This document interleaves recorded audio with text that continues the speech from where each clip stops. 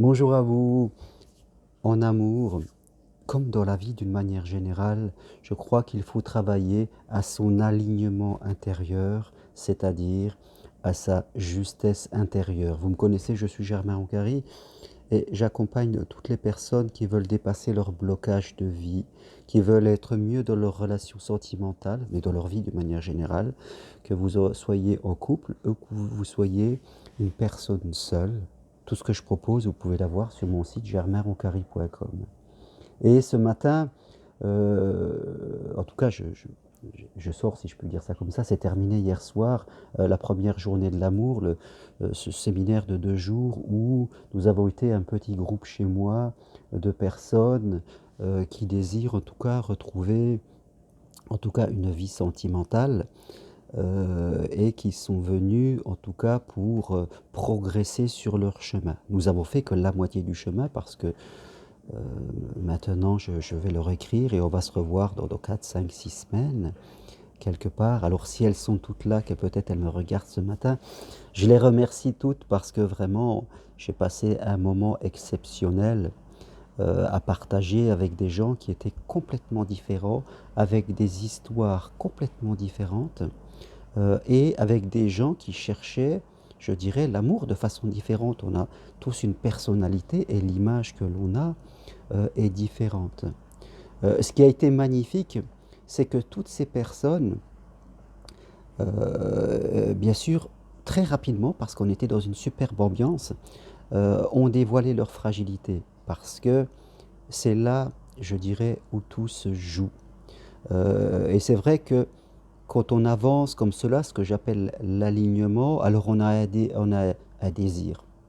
Il ne faut pas être omnubilé, aveuglé par son désir.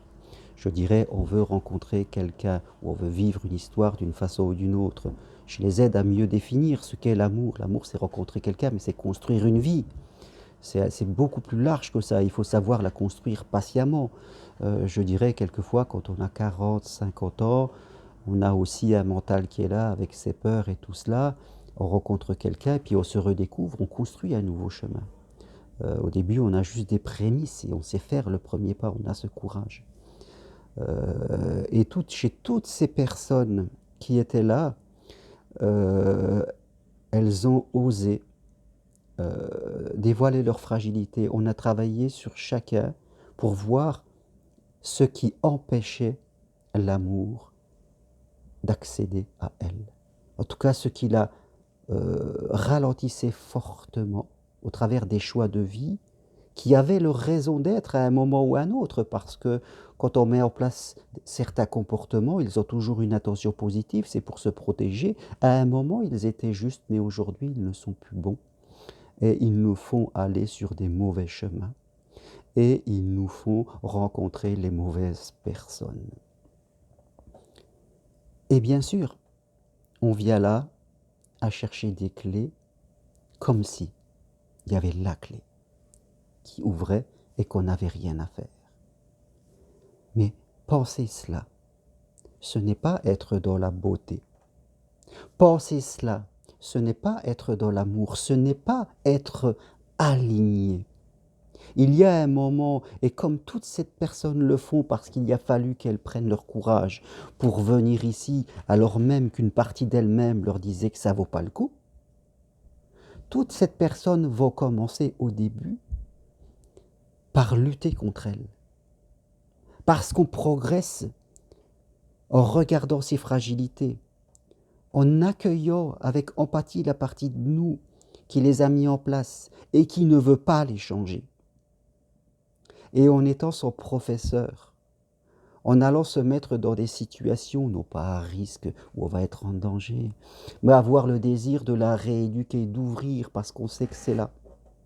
Entre celle qui ferme trop, celle qui donne beaucoup, celle qui n'est pas libre et qui attend que l'amour la libère, celle qui contrôle tout. Chacun a mis en place ses comportements, ils étaient justes, mais aujourd'hui, il faut les faire évoluer. Et toute l'évolution humaine, quel que soit le domaine, passe par ce chemin de lutte contre soi pour évoluer. Il ne faut pas le faire seul, c'est bien d'avoir le regard extérieur, comme elles le font. comme elles osent le faire et même dépenser un peu d'argent alors qu'on en a peu et qu'on se fait chier pour le gagner. Mais c'est la priorité des priorités. Sinon, on reste enfermé dans son bocal, bien trop petit pour soi. Et là, vraiment, j'ai trouvé ça admirable. La vie est faite de choix et des conséquences. Et il y a un moment, on fait un choix et on en accepte des conséquences. On arrête de dire que j'ai pas les capacités, je suis pas assez bien, je suis pas si, c'est pas moi, c'est l'autre, ça marche pas, les hommes sont comme ça. On arrête tout ça. Je comprends que ça existe, c'est normal, c'est de la sécurité, il faut bien donner un sens à ce qu'on se fait, mais il y a un moment. Ce week-end, une personne a parlé, a donné un exemple du film de Clint Eastwood, ceux qui l'ont vu, un grand film sur l'amour justement, Sur la route de Madison, avec Meryl Streep. Ceux qui ne l'ont pas vu, regardez-le. Et ceux qui l'ont vu se souviennent que Meryl Streep était une femme qui vivait dans une famille avec des enfants et que son mari est parti avec les enfants pour vendre des animaux et que pendant ces 4 jours, elle rencontre un homme, lequel elle tombe fondement amoureuse, et lui aussi. Et bien sûr, la famille revient, il y a un choix à faire. Il y a un choix à faire. Et on se souvient tous de toute cette scène où elle est dehors dans la rue, qu'il pleut, et que Clint Eastwood arrive, il abaisse la fenêtre, il lui dit « Viens ». Elle n'a qu'une envie, c'est de venir, d'y aller. Elle l'aime passionnément, elle veut faire ça. Mais elle fait le choix de ne pas le faire et de rentrer. Et on la voit qu'elle souffre, qu'elle fait comme si elle était bien, comme si s'était rien passé, alors qu'à l'intérieur d'elle-même, c'est un tsunami. Mais cette femme était alignée face à son choix. Et c'est ce qui la rendait belle. C'est ce qu'on a aimé, on s'en souvient, ce film, il a 30 ans. On se souvient de cette scène où elle fait ce choix, où elle pleure toute seule en silence. Et ça la rend magnifique de beauté. Parce qu'elle a pris une décision dans sa fragilité et elle en a assumé les conséquences. Quelque part. Et l'amour, c'est ça. L'alignement, c'est ça. C'est à un moment, vous voulez rencontrer l'amour, mais peut-être chacun à sa façon, chacun dans sa situation. Avant d'accéder à ça, il faut progresser dans son alignement.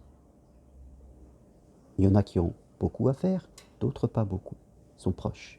Chacun doit doser. Et ce n'est pas de la grosse psychothérapie qui va durer 10 ans.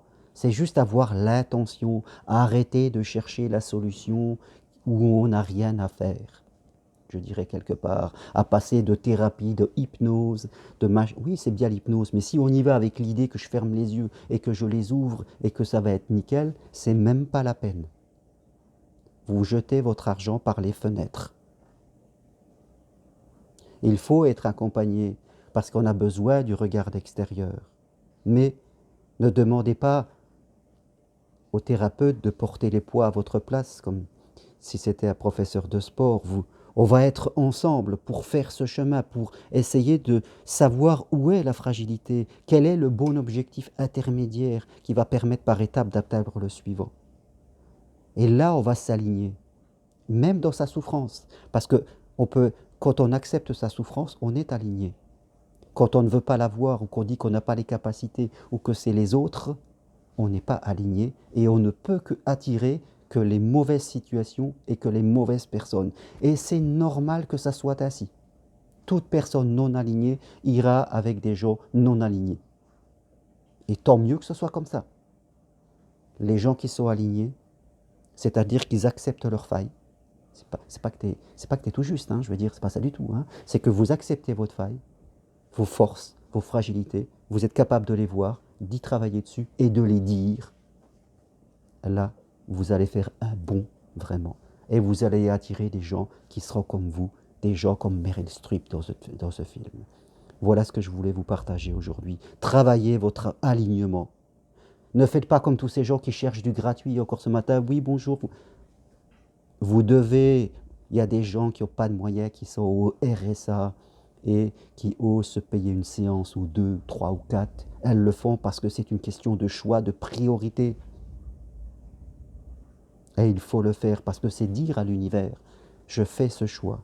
J'ai pas d'argent, mais je sais honnêtement à l'intérieur de moi que je peux économiser 30 € ou 40 €, que ça c'est accessible si je fais un peu attention et je dépense un petit peu moins dans les conneries.